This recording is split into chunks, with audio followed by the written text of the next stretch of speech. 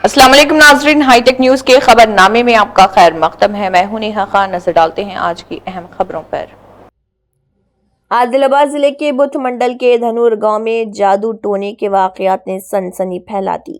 इतलात के मुताबिक आधी रात के वक्त एक किराना स्टोर के सामने जादू टोना किया गया, जिससे मुकामी सतह पर तशवीश की लहर दौड़ गई। मुकामी ज़राए का कहना है कि एक मखसूस ख़ानदान को निशाना बनाते हुए लगातार दूसरे दिन भी उनके मकान के सामने, जबकि उनकी किराना दुकान के करीब जादू टोने की पूजा किए जाने के आसार पाए गए।